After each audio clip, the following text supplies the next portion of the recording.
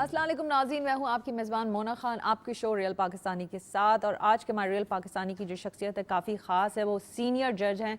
वो उन्होंने civil court से लेकर हाई कोर्ट की में उनकी खिदमात रही हैं और उनमें यूनिक और बेमिसाल बात यह है, मैं उनसे डिस्कस ही कर रही थी कि माशाल्लाह से वो जब हाई कोर्ट के जज थे उस वक़्त उनके वालिद साहब भी हयात थे, वो ख़ुद भी हाई कोर्ट के जज रह चुके। ये ऐसी पहली मिसाल है जो हमने यहाँ पे देखी है। उनकी बेशुमार जो है खिदमात रही हैं। और यहाँ जब हम पाकिस्तान की अदल इंसाफ की बात करते हैं तो हमेशा हम लोग शिकायत करते हैं कि यहाँ पे इंसाफ नहीं बनता, लेकिन पाकिस्तान में ऐसे रियल पाकिस्तानी, ऐसी शख्सियात भी मौजूद हैं जो इस ओहदों में रहकर लोगों को इंसाफ जो है फराम कर रही होती हैं। तो आज के हमारे रियल पाकिस्तानी हमारे साथ मौजूद हैं। सीनियर जज सैयद पीर अली शाह साहब हमारे साथ हैं। अस्सलाम वालेकुम सर, कैसे हैं? वालेकुम सलाम, शुक्र अल्हम्दुलिल्लाह, आप खैरियत से हैं? I am good sir. Sir माशाल्लाह से आपका जब मैं आपकी खिदमात के हवाले से पढ़ रही थी तो आपने लोगों को अपने फील्ड में रहते हुए जिस तरह से इंसाफ फराहम किया है, वरना आमतौर पे तो हर आम बंदा कंप्लेन कर रहा था इंसाफ नहीं मिलता पाकिस्तान में, जबकि हम कहते हैं इस्लामी जमहूरिया पाकिस्तान, जहाँ पे हम ये दुनिया भर में ये कहते हैं कि भाई नहीं, ये इस्लामिक कंट्री है, यहाँ पे इंसाफ मिलता है। नो डाउट हर जगह मसले मसाइल रहते हैं, लेकिन हमारा यही कहना है कि आप जैसे जब पाकिस्तानी होते हैं तो लोगों को जरूर इंसाफ मिलता है। क्या कहना चाहेंगे सर आप? पहले तो मैं शुक्रिया करूँगा पीटीवी का कि मुझे गेस्ट के तौर पर इनवाइट किया गया है।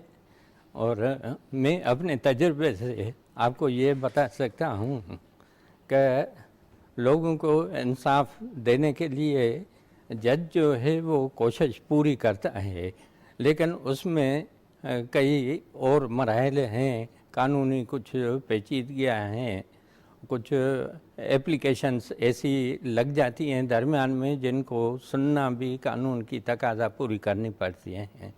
तो ये डिपेंड करता है वकला हजरात पर भी कि वो कितना सीरियसली विगोरियसली अपने केस को परसू करते हैं, अपने पार्टीज़ को उनकी फ़ीस को जस्टिफाई करते हैं। तो सिर्फ जज का नहीं होता, लेकिन many factors are involve. Sir हम चाहेंगे कोई ऐसा एक्सपीरियंस या ऐसे केसेस आप हमारे साथ शेयर कर सकें जिसमें आपने बहुत सारी चीज़ें देखी और आप समझते हो कि आज हमारे नाजरीन के साथ आप शेयर कर सकते हैं। अब देखिए, मैं हाई कोर्ट का जज था 2008 में। तो एक सिविल सूट आया, उसमें बैंक अपने गल्फ़ एयरलाइन के ख़िलाफ़ मियाँ बीवी उनका था कि हम आखिरी जुम्मतुल विदा रमज़ान शरीफ का वहाँ पर मदीने पाक में वहाँ पढ़ें।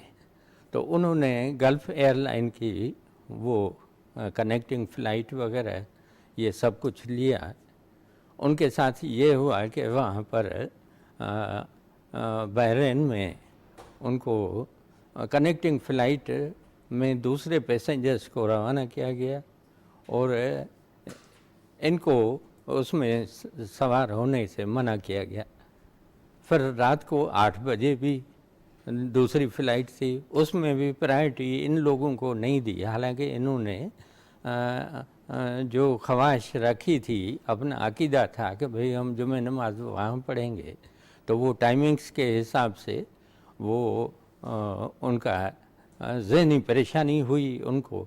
उन्होंने केस दाखिल किया था कि हमें इनसे ज़हनी जो खौफ हुई है, परेशानी हुई है। फिर जब प्रोटेस्ट भी उन्होंने किया बहरीन में, तो मैनेजमेंट ने उनसे सही सलूक भी नहीं किया।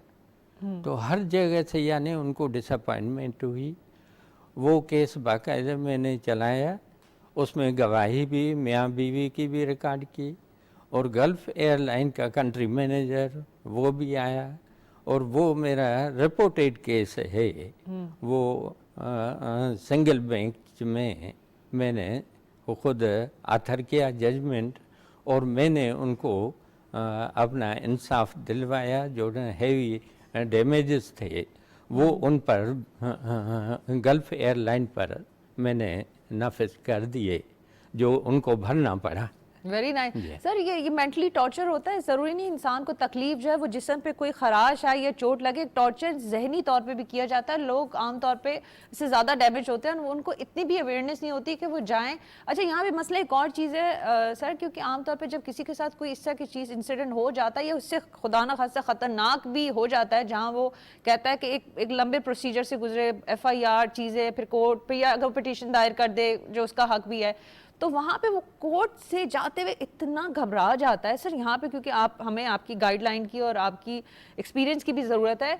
लोग घबरा जाते हैं कि भाई कोर्ट्स की तारीख मिलेगी, चीज़ें होंगी, फिर हमारा मसला, एक तो हम वैसे ही परेशान हैं, अब वहाँ पे जाएंगे तो मज़ीद परेशानी का सामना करना पड़ेगा। देखिए, उनको पहले तो वकील करने की ज़रूरत न भी होती है हर केस में। वो ख़ुद भी अपना केस कॉन्टेस्ट भी कर सकते हैं, केस दाखिल भी कर सकते हैं।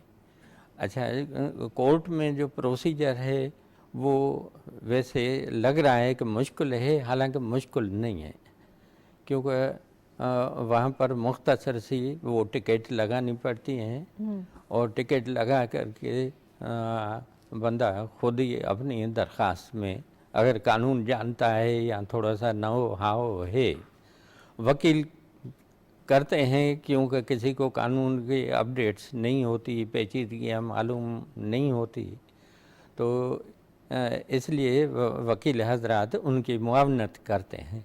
लेकिन अल्टीमेटली गवाही जो है वो उस पार्टी को ख़ुद को देनी पड़ती है। जो गवाही अपने वकील को भी सवालों का जवाब देगा, फिर क्रॉस क्वेश्चनिंग होती है कि सामने वाली पार्टी का वकील वो उससे निचोड़ निकालने की कोशिश करता है कि भाई तुम्हारा हक नहीं बनता और असल बात ये है। तो ये जज को फिर दोनों बातें दोनों को सुनना पड़ता है। जब ये केस गवाही के बाद आर्गूमेंट पर आ जाता है, बहस करते हैं दोनों वकला, तो पहले एक को सुनते हैं तो वो भी लग रहा है कि ये भी सही कह रहा है, वो भी सही कह रहा है फिर दूसरे को सुनते हैं तो वो भी लग रहा है कि ये भी सही कह रहा है, दोनों के साथ जुल्म हुआ है तो लिहाजा हमें फिर कानून को रेफ़र करना पड़ता है, फिर कानून के मदद लेते हुए कि भाई और अपनी एबिलिटी के मुताबिक कि भाई इसमें जस्टिस की तकाजा क्या है, तो फिर फैसले किए जाते हैं। अच्छा सर, मैं ज़रा आपकी फैमिली की तरफ थोड़ा सा पीछे जाऊंगी। माशाल्लाह से आपके वालिद साहब भी जज थे, बेटा भी वकील हैं, और क्या मुझे लगता है कि आपके घर में तो अदालत तो नहीं लग जाती अगर इस तरह का निज़ाम है आप लोगों का? बस देखें, घर में शेयरिंग तो होती है हर चीज़ की, उनको मालूम होता है कि आज कौन सा इम्पोर्टेंट केस चला है या कैसे चला है, लेकिन वो हमारे डिसीजन पर वो इन्फ्लुएंस नहीं होते, वो सिर्फ ऐसे टेबल टॉक तक अपना करते रहते हैं। अच्छा सर, क्योंकि आपके जैसे माशाल्लाह से वाले साहब जज भी थे और केयर टेकर CM भी रह चुके हैं, मुझे ये बताएं कि इस शोबे में जब, क्योंकि आपका किस वजह से आना हो, क्योंकि आपके वालिद साहब थे जज थे, क्योंकि आमतौर पे ये होता है ना कि हम डॉक्टर हैं, पेरेंट्स तो भाई कहते हैं बच्चों को डॉक्टर बनाना है, तो आप खुद अपनी मर्जी से आए थे या वालिद साहब की ख्वाहिश के मुताबिक इस प्रोफेशन में आए थे?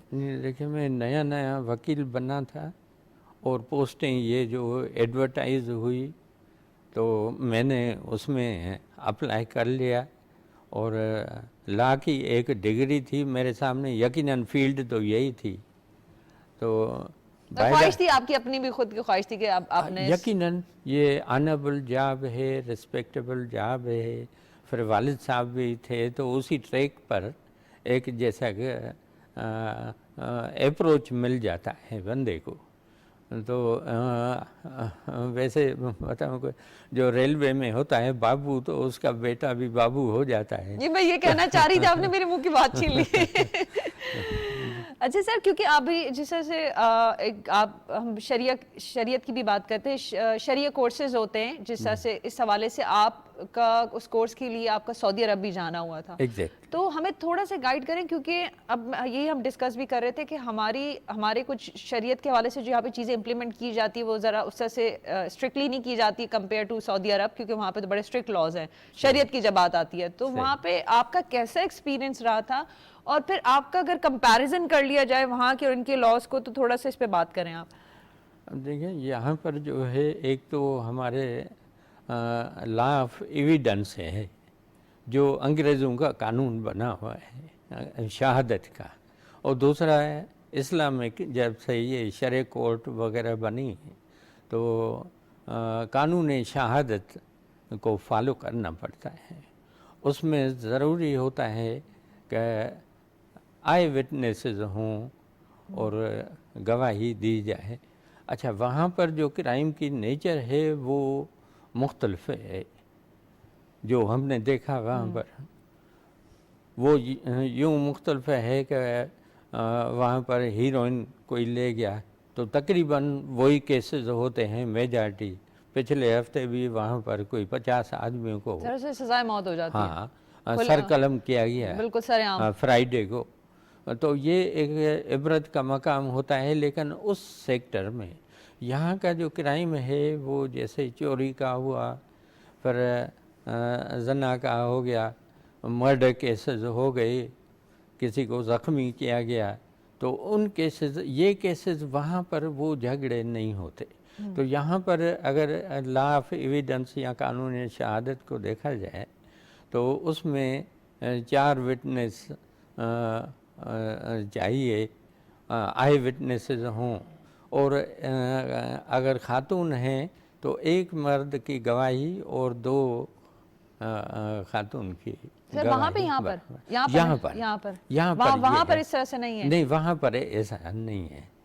जी हाँ, तो ये सूरत हाल है। तो इसलिए वहाँ की जो शरिया है वो वैसे काजी, फिर काजिल कुज़ा ये कहलाते हैं, और वो होते हैं हाई कोर्ट के चीफ जस्टिस या सुप्रीम कोर्ट के वहाँ के चीफ जस्टिस होते हैं। तो यहाँ के जो क्लासेस ऑफ कोर्ट्स हैं वो सिविल जज, FCM, फिर सीनियर सिविल जज, असिस्टेंट सेशन जज, उसके बाद एडिशनल डिस्ट्रिक्ट एंड सेशन जज, उसके बाद डिस्ट्रिक्ट एंड सेशन जज, फिर यहाँ तक ये प्रमोशन होते हैं। लेकिन डिस्ट्रिक्ट एंड सेशन जज के बाद एलिवेशन होती है। एलिवेशन वो होता है एज ए जज ऑफ द हाई कोर्ट। तो ऑनरेबल हाई कोर्ट में जो जज साहब पहुँचते हैं तो वो अपीलें सुनता है सेशन जज की। और आपको पता है कि यहाँ पे सब एक निज़ाम, एक सिस्टम है जहाँ को सच को झूठ, झूठ को सच साबित करना अब ज़रा मुश्किल नहीं रहा। तो वहाँ पे अब शवाहिद जो हैं वो मुल्जिम के हक में है, ठीक है, कि मतलब उसके हक में इस तरह से कि ये जो है ये इसने जुर्म नहीं किया। और अब बड़ी जिम्मेदारी आपकी उस सीट पर भी होती है कि एविडेंसेस जो हैं वो अब मुल्जिम के उसके हक में जा रहे हैं, उसको जो है रिहाई मिल सकती है, और आपकी अपनी अंदर की आवाज़ें होती हैं, एक जंग हो रही होती है। तो सर उस बड़ा एक मरला होता है, एक चीज़ होती है, लेकिन अब दुनिया देख रही है चीज़ें कि भाई जज साहब ये तो अब देखें आपके सामने रख दिए हैं, गवाही भी, जबकि गवाही भी काफ़ी हद तक बहुत झूठी हो। अब आई डोंट नो, आप ज़्यादा बेहतर बता सकते हैं कि बड़ी आसानी से लोग जो हैं झूठे गवाह भी ले आते हैं।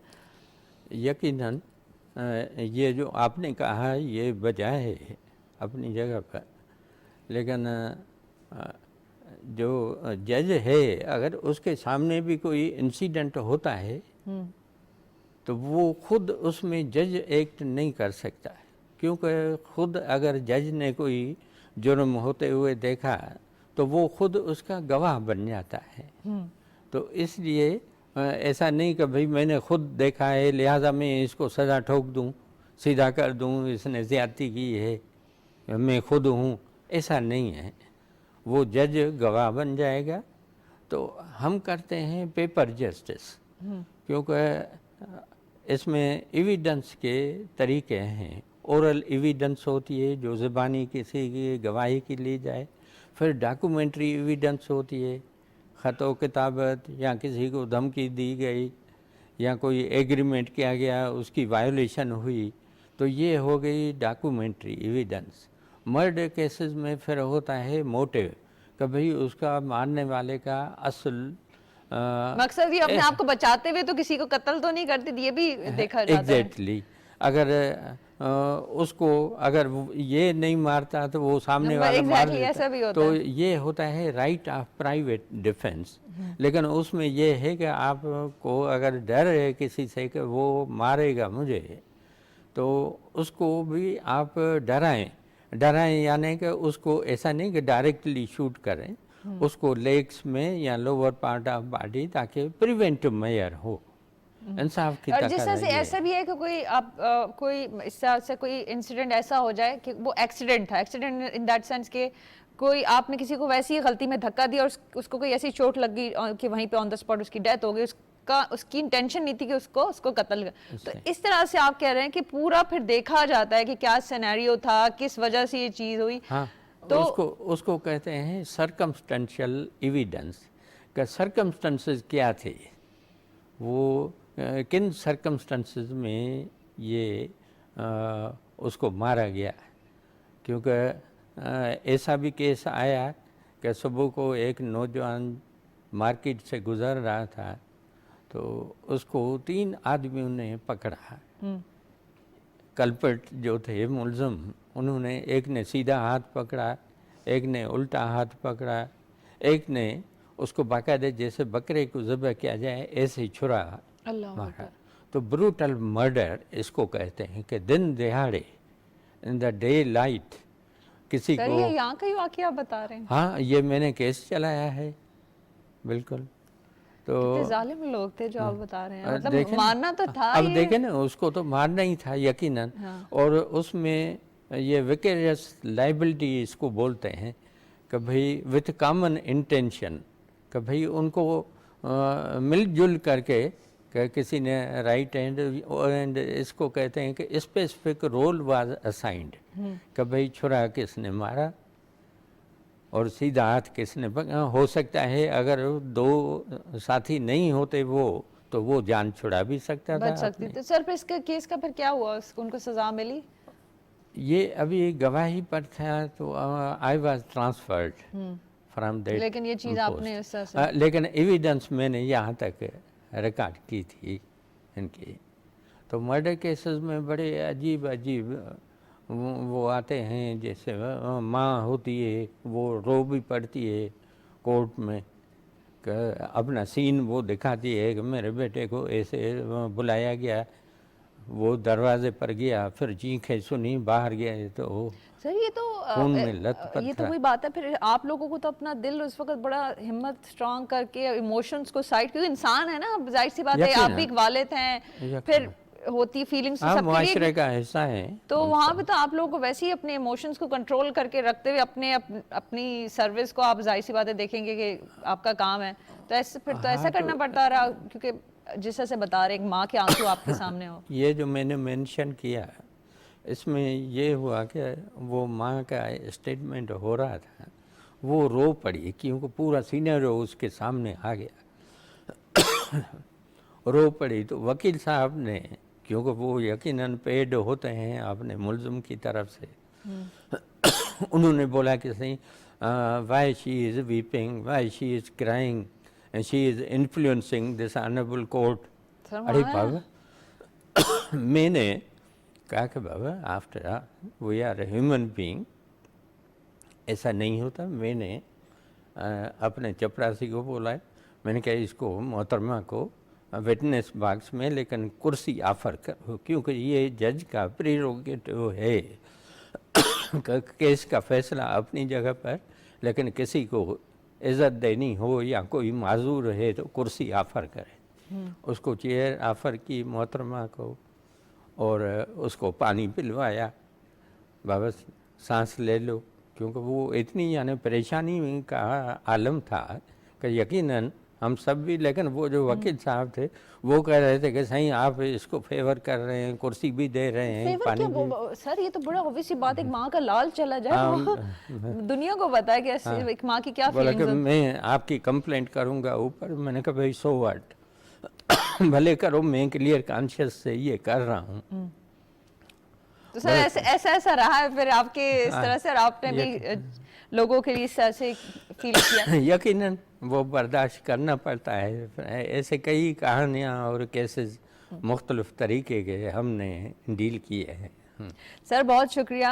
यही बात थी, हमने कहा कि हमारे रियल पाकिस्तानी में कि माशाल्लाह से आप अपने जॉब के साथ साथ लोगों के लिए एहसास करते हुए और अपने दूसरों के जज्बात का भी ख्याल किया और अपनी खिदमत आपने अपनी फील्ड में सर अंजाम दी। तो हम चाहेंगे कि आज हमारे साथ है तो हमारे देखने वालों के लिए, नाजरीन के लिए कोई मैसेज आप देना चाहें। जी, इसमें मेरी तरफ से मैसेज यही है कि किसी भी चीज़ से घबराएं नहीं, अपने राइट के लिए फ़ाइट करना चाहिए, अपने इंसाफ के हुसूल के लिए सोच समझ करके ख़ुद अपना केस बनाएं या वकील साहब जो मुनासिब समझे उस वकील साहब की खिदमत हासिल की जाए तो वो बेहतर रहेगा। एक चीज़ जनरली मैं बताऊं वो ये कि जैसे हम कहते हैं कि भाई हमारा मुल्क मकरूज़ हो गया है इतना और हर इंडिविजुअल क्या न्यूली बॉर्न बेबी पर भी इतने लाख चढ़ गए। लाइकवाइज मैं कहूँगा कि ऐसा होना चाहिए कि भाई हमारी पॉपुलेशन माशाल्लाह 22 करोड़ तक है, तो उसके हिसाब से अगर देखे जाए कि ये 2-3 लाख अगर केसेस हैं तो उस पर ये कहना कि भाई ये कोर्ट में भरमार है केसेस की लेकिन फ़ैसले नहीं होते, फ़ैसले होंगे लेकिन अपने तरीके से कानून की इंसाफ की तकाजा पूरी करके। अच्छा, एक सेकंड एस्पेक्ट ये जो हम देखते हैं सुनते हैं क्रिटिसिज्म भी होती है कि भाई इतने केसेस हैं और क्यों पेंडेंसी है फलां है। तो मैं ज़ाती तौर पर इस नज़रिए का हूँ या तजर्बे से कह सकता हूँ कि ज़्यादा केसेस अगर आते हैं तो इसका मतलब लोगों का अदालतों पर भरोसा है। जी बिल्कुल सर। हाँ। ये जिस तरह से आपने अपनी बात की और यही कहा कि माशाल्लाह से 22 करोड़ आबादी है लेकिन फिर भी लाखों के हिसाब से केसेस हैं, फिर क्योंकि वो लोगों का एतमाद है तो वो फिर भी कोर्ट जाते हैं, बात करते हैं और अपनी प्रॉब्लम जो है आप लोगों के सामने रखते हैं। बहुत शुक्रिया आपके वक्त के लिए और हमारी दुआएं हैं आपके साथ कि अल्लाह ताला आपको इसी तरह से जो आपकी खिदमत हैं उसी तरह से जारी और सारी रखें। चाहे आप अभी जिस तरह से कह रहे थे ज़्यादा टाइम जो अपने बेटे को देते हैं तो ये भी एक अच्छी चीज़ है क्योंकि हमारे जो फ्यूचर हमेशा कहते हैं यंग नौजवान है और फिर आपने अपने बेटे को एक अच्छी ज़िंदगी दी, एक वकील बनाया और वो भी इंशाल्लाह ताला आगे जाके आपकी तरह ही जो है अपनी ड्यूटी सर अंजाम देंगे। बहुत शुक्रिया जी। नाज़रीन, ये थे हमारे रियल पाकिस्तानी सैयद पीर अली शाह साहब, आपने इनकी गुफ्तगू सुनी और इस सारी गुफ्तगू में एक बड़ी बात इंपॉर्टेंट थी कि जब भी आपके साथ जुल्म और ज़्यादती हो प्लीज़ उसको खामोशी से चुप मत हुआ करें, सह मत लिया करें, इसके लिए थोड़ी बहुत आवाज़ उठा लिया करें क्योंकि इसी से आपकी आवाज़ उठाने से दूसरे की भी हिम्मत होती है और वो भी आके आपका साथ दे सकता है। क्योंकि हम जब तक खामोश रहेंगे तब तक ही ये जितनी भी ज़्यादतियाँ होती हैं फिर इंसान के साथ बढ़ती जाती हैं। और अपने राइट्स जानें, अपने लिए आवाज़ उठाएं अगर कोई खुदा न खास्ता मसला हो और अपने अदालतों पर और कोर्ट्स पर यकीन रखें। जिस तरह से हमारे जज साहब ने कहा कि वो बहुत अच्छा काम कर रहे हैं, ट्रस्ट है तो आप लोग जाते हैं और फिर अपने केसेस उनके सामने रखते हैं। इसी बात के साथ अपना बहुत ख्याल रखें। मुझे मोना खान को इजाज़त दीजिएगा। पाकिस्तान जिंदाबाद।